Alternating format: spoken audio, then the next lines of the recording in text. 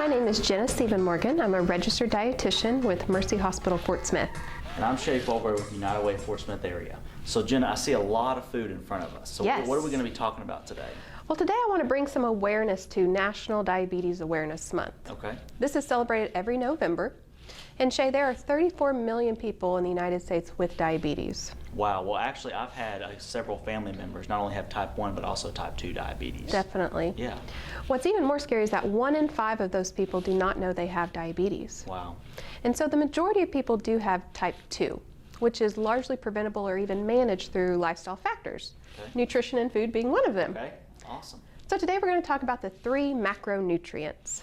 Okay. The first macronutrient is carbohydrates. Okay, so when I think about carbohydrates, I think about bread. Breads, for sure. Okay. Breads are included in carbohydrate food Okay. group. So I see wheat, white. Yes. And then also I see some bagels and some tortillas. Is that a tortilla? Absolutely. Okay.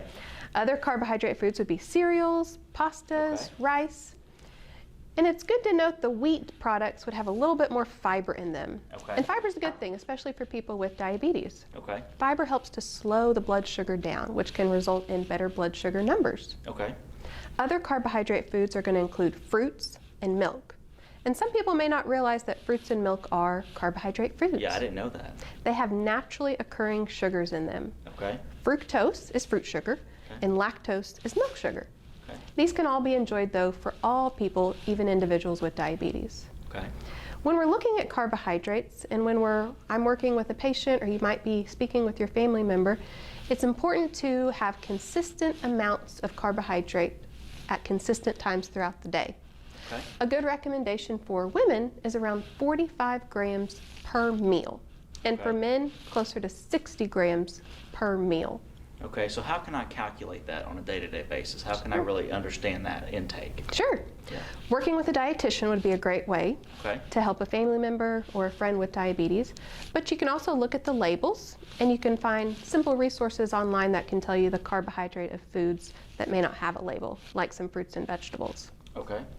Let's move on to the protein. Okay. What do you think of when you think of protein, Shea? Meat. 100% meat. Sure.